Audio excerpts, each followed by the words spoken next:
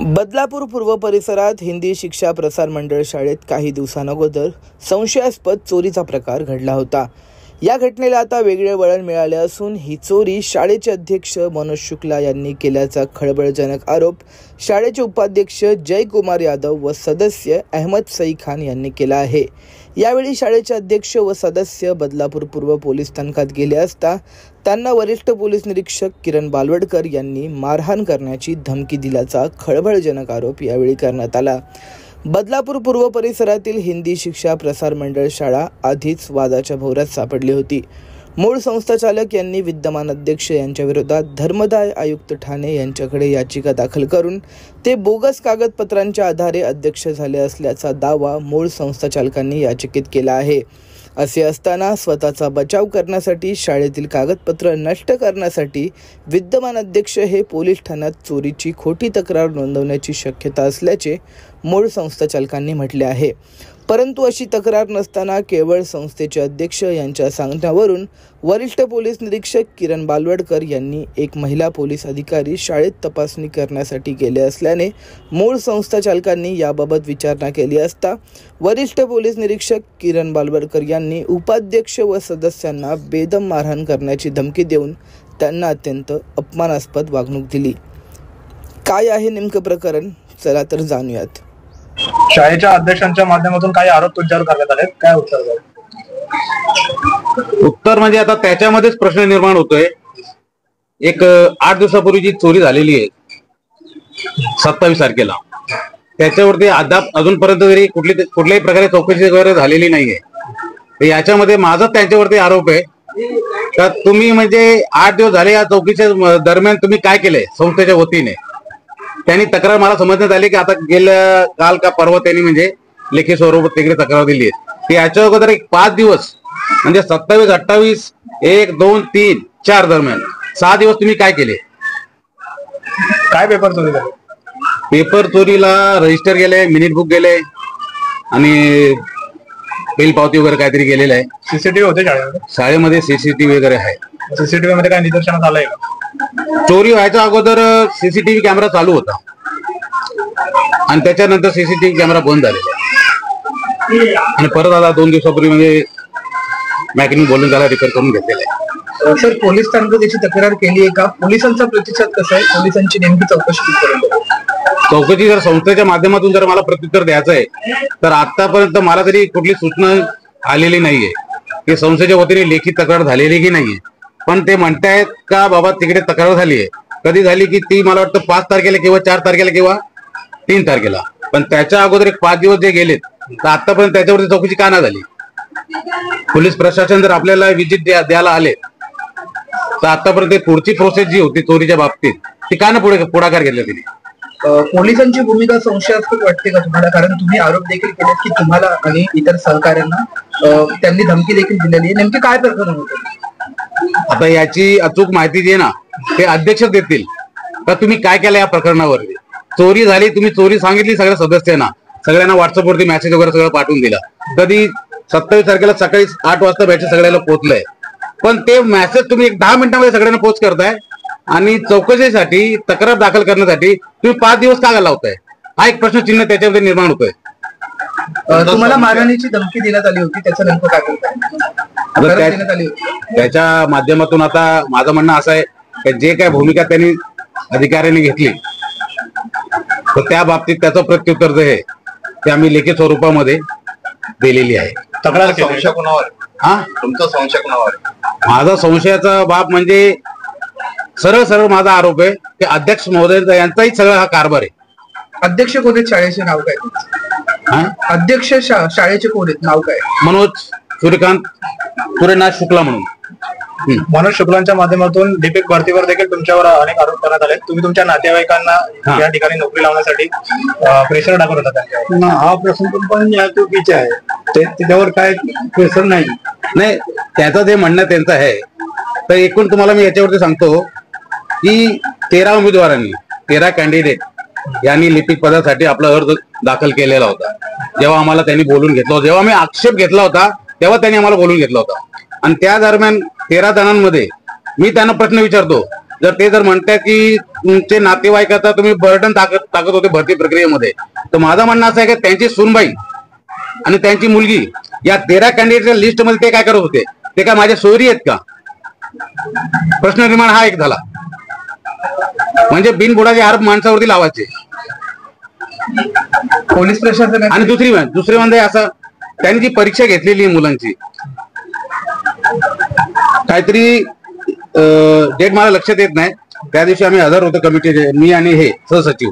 तर 13 जणांमध्ये काय आला, त्यांनी फोनवरून कळवण्यात आलं सगळ्यांना का तुम्हाला एका अर्ध्या तासानंतर तुम्हाला परीक्षा सुरू होणार आहे, तुम्ही सगळ्यांनी परीक्षा द्या. माझं म्हणणं होतं तुम्ही समक्ष यायचे, सगळ्या उमेदवारांना समक्ष बोलवा, तुम्ही समक्ष कमिटीच्या मेंबरांसमोर त्यांनी म्हणजे परीक्षा घ्यावी आणि त्या पद्धतीने आपण पुढे जाऊया.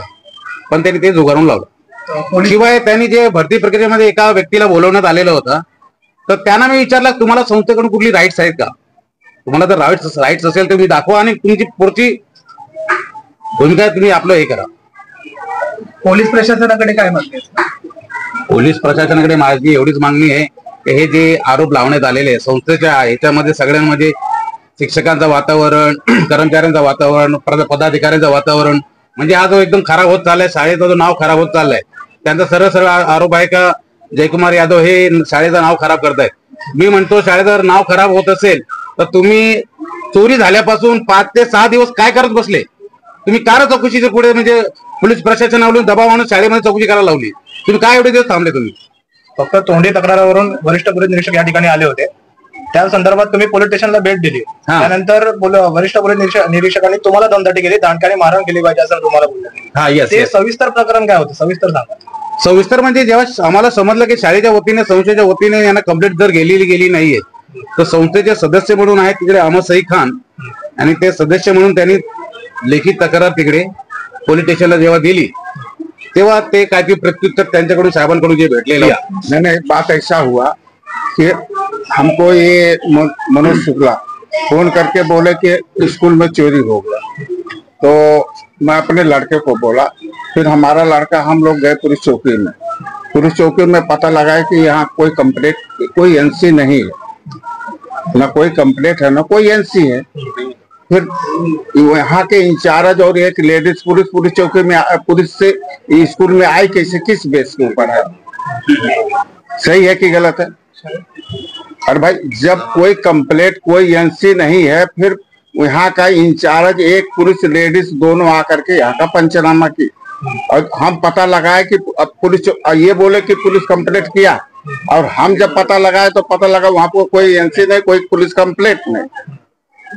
तो मैं बोला ये क्या बात है? तो हमने लिखित में जब दिया तकरार कि आप किस बेस के ऊपर, बगैर किसी एनसी के, बगैर किसी कंप्लेंट के, आप किस बेस पे आकर के जो है पुलिस, और वो भी पुलिस अधीक्षक, मेन इंचार्ज, और उसके साथ एक टीचर, एक असिस्टेंट पुलिस लेडीज, ये दोनों आए, ये पंचनामा किए, किस बेस के ऊपर किए? उनको क्या राइट है?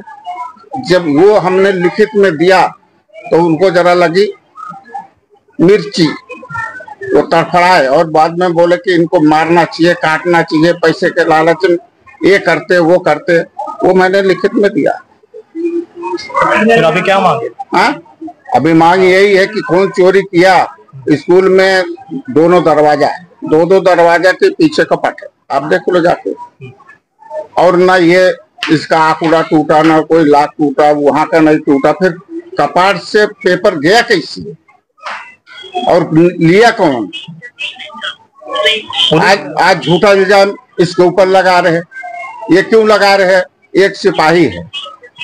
नहीं, एक मिनट, एक सिपाही है। हम भी तो 4 मरतबा, मैं बोला माध्यमिक में सिपाही कहाँ है, तो पुरावे तो एक हमको दिखा, बात समझ में आया। और उसके बाद बोलते वो जिला परिषद में रहता। अरे रोज जिला परिषद में स्कूल का काम रहता है क्या? उसका पगार कौन लेता है, कैसे होता है, उसके बारे में हमको पूछताछ करनी। तो ये इनका मैटर था। लेकिन हकीकत में अभी जैसे यहाँ बदलापुर में माध्यमिक तक खिचड़ी बनता है, खिचड़ी का सामान जो भी है वो स्कूल के आजू बाजू में, अगर स्कूल में जगह नहीं तो बाजू में रूम लेकर के वहां रखे। और यहाँ ना तो खिचड़ी का कोई सामान दिखता है, ना मसाला दिखता है, ना कुछ दिखता है, कहाँ पकता वो नहीं मालूम पड़ता। ये सब तो मतलब अपनी बाप की जागीर समझने लगे। दुसरं सर असं आहे, अजून एक चर्चा अशी आहे की या ठिकाणी काही कर्मचाऱ्यांचे पगार अध्यक्षांच्या माध्यमातूून स्वतः घेण्यात येतात। तर त्याच्यामध्ये असं आहे का मी मागे स्टेटमेंट हे दिलं होतं की गेल्या 1-1.5-2 वर्षापासून मी सेवा शाळेमध्ये व्हिजिट मारत आहे। त्या दरम्यान मला एक तो सहज म्हणजे स्वाक्षरी रजिस्टर शिक्षकांचे, तर त्याच्या मी पाहणी करताना मला दिसून आलं की त्याच्यावरती या व्यक्तीचे सिग्नेचर आहे। त्या पिरियडला मी मुख्याध्यापिकांना म्हणजे सांगितलं ही व्यक्ती आपल्या शाळेमध्ये कर्मचारी महेंद्र विक्रम शेलार म्हणून हे कोण आहे। तेव्हा सांगण्यात आला की सर ते म्हणजे बाहेर गेले। म्हणजे ठीक आहे। त्याच्यानंतर डबल मी आलो, फोटो काढून घेतला त्या रजिस्टरचा, बरोबर आहे। तर माझं हेच म्हणणं आहे की जी व्यक्ती गैरहजर होती, गैरहजर असताना त्याचे स्वाक्षऱ्या रजिस्टरवरती कसं काय व्हायचे, आणि जर होत असतील तर ते म्हणजे पगार नेमका कोण काढावा, हा सगळ्यात मोठा प्रश्न आहे। हा माझा मेन आरोप आहे। स्माईल फाउंडेशनच्या माध्यमातून काही बेंच डोनेट देण्यात आले होते शाळेला। हा, तेही मी मुद्दा उचललाय। या सगळ्याची मागची जी कारण आहेत त्या कारणाला मी उचललं, त्याच्यामुळे पुढच्या घडामोडी घडलेल्या आहेत। 120 बेंच 8/10/2023 रोजी स्माईल फाउंडेशनच्या वतीने संस्थेला डोनेट करण्यात आले, आणि त्याच्यामुळे आजपर्यंत तो टेबल काही आम्हाला समोर दिसून आलेला नाहीये। हा एवढा आहे की आमचे जे जुने टेबल होते त्याच टेबलवरती स्माईल फाउंडेशन हे स्टिकर या नावाने चिटकवले गेलेले आहेत। तर दुसरा प्रश्न माझा असा आहे का समजा त्यांनी दिलेले आहे तर आमचे जुने टेबल गेले कुठे, कोणाला देण्यात आले, त्याचा आढावा आहे का तुमच्याकडे, बरोबर। अजून एक पुढचं मला एक स्टेटमेंट अजून घ्यायचं आहे की प्राथमिक विभागामध्ये मी पाहणी करताना एक 5 महिन्यापूर्वी 2 शिक्षकांची, एक 3 महिन्याची आणि 5 महिन्याची, आणि 2 शिक्षकांची भरती करण्यात आलेली आहे। त्याही मुद्द्यावर माझं म्हणणं असं आहे का त्यांनी कुठली सूचना मला तरी भेटलेली नाही, आणि जे बोलतात की बाईटच्या माध्यमातून की जयकुमार यादव हे स्वाक्षरी करत नाही, तर त्याच्या मागे मूळ कारण असं आहे का संस्थेचे जेव्हा मीटिंग बोलवण्यात येत होती 7 जणांपैकी ते आणि मी आम्ही दोघंच हजर असायचो। एखाद्या मीटिंगला तिसरा एका पदाधिकारी हजर राहायचा। तर सगळ्यात मोठा मुद्दा असा होता की जेव्हा 4 लोक एकत्र येत नाहीये तर तुम्ही कुठल्या बेसवरती तुमचे निर्णय घेतायत, माझा तिकडे विरोध होता। या सगळ्या कारणामुळे मी माझी स्वाक्षरी द्यायचो नाही, पण ते काय करायचे, मीटिंग मध्ये कोण अवेलेबल नसेल तर ठीक आहे, रजिस्टर मिनिट बुकची घ्यायची, संस्थेच्या पदाधिकाऱ्यांजवळ जायचे, सह्या घ्यायचे, प्रस्ताव पारित होऊन जायचा, मग त्याच्या पुरतं ते आपलं मनमानी कारभार। त्याच्यावरती पण माझा आक्षेप असा असायचा की जेव्हा तुम्ही भरती प्रक्रिया राबवता, तुम्ही मेंबरांना सांगता बाबा आपला शिक्षक भरती आहे शाळेमध्ये, पण जेव्हा भरती प्रक्रिया राबवता तेव्हा तुम्ही कुठल्याही मेंबराला बोलवता का शाळेमध्ये, काय होतंय, कसं तुम्ही भरती प्रक्रिया राबवताय, तुम्ही तेव्हा का ना सूचना करत त्या गोष्टीसाठी, एकटे तुम्ही कसं निर्णय घेता सगळ्या गोष्टींचा। सध्या न्यायालयामध्ये तुमचा हा लढा सुरू आहे, आणि न्यायालयामध्ये हा लढा सुरू असताना दोघंच कागदपत्र दाखवून हे अध्यक्ष झालेत असा आरोप देखील तुमच्या माध्यमातून करण्यात आलाय, पण ते पेपर जर न्यायालयाने मागितलेत आणि ते पेपर लपवण्यासाठी कुठेतरी हा चोरीचा बनाव करण्यात आलाय असा देखील आरोप होतो। तर त्याच्यावरती मी संस्थेच्या वतीने मी अपोजिट आहे, हे आमच्या अपोजिट पार्टी आहे, त्याची प्रतिक्रिया यांच्याकडून घ्यावी, कारण मी माझ्या संस्थेच्या वतीने मी ठाम आहे का जे ते बोलतायत त्यांच्याकडून प्रत्युत्तर घ्यावं। बात ऐसा है कि ये जो 22 सदस्य लोग बनाए गए, इसमें अध्यक्ष जो बने हैं ये संस्था के सदस्य ही नहीं है, ये संस्था के सदस्य नहीं है, ये गुरु साहब ने ऑर्डर दिया है। उसके बाद दोबारा ये लोग केस किए तो वो टाइम काले साहब असिस्टेंट कमिश्नर थे, उन्होंने भी यही ऑर्डर दिया। फिर ये लोगों ने 2014 में इलेक्शन लगाए, तो जो आदमी सदस्य ने उसको इलेक्शन लगाने का राइट क्या है।